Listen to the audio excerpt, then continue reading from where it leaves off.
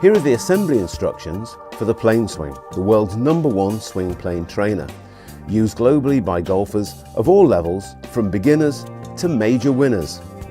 So congratulations, your PlaneSWING has arrived, and from this day forward you're going to experience better golf through an improved understanding of the golf swing and, importantly, a fitter you. I can honestly say that I'm excited for you, knowing the results that you're going to get using PlaneSWING. Now let's get on with the assembly. It's a really simple process and it shouldn't take you any more than 40 minutes. If you've looked at the assembly booklet first, you'll be relieved to see that most items are factory fitted. In fact, there are only 8 large components to assemble.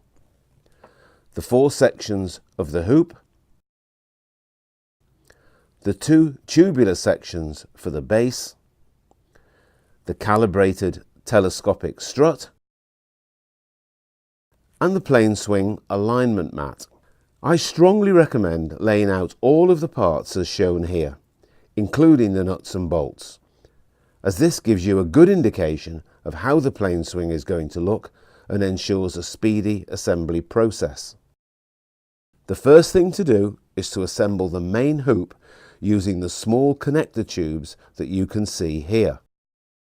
Once you've connected those 2 sections, creating 2 half circles, you need to join them at 3 o'clock and 9 o'clock using the larger bolts. When connecting the 2 halves together, you need to make sure that those nuts and bolts at each side are only a little more than finger tight. Don't over tighten them, because you need to be able to fold down the PlaneSWING, and if they're too tight, this will either prevent that from happening or it's going to make it a little more difficult. Next on the list is the ground tubes, the 2 black tubes that are the base. Each needs to be slotted into the holes on the face plates in the lower section of the main hoop. Now make sure that they're the right way up and push those in as far as they'll go. Now your PlaneSWING is really taking shape. Now the next step is to secure the ground tube at the back using the nuts and bolts provided. Once we've done that, we now need to add the calibrated strut. Having slotted the inner part of the strut into the outer part, you'll now need to use the D-rings provided.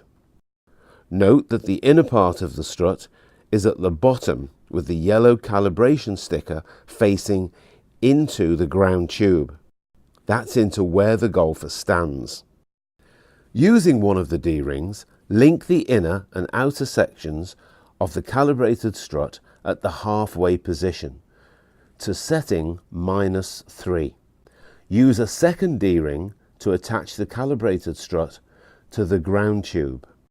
Now for the alignment mat.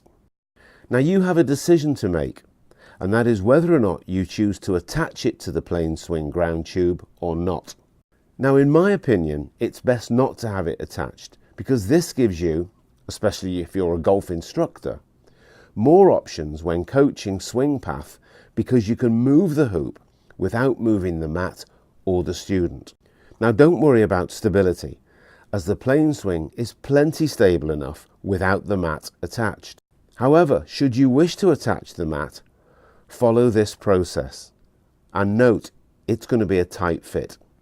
Tilt the ground tube up vertically and attach the mat using the plastic studs provided, matching the mat with the 6 holes working from top to bottom and side to side.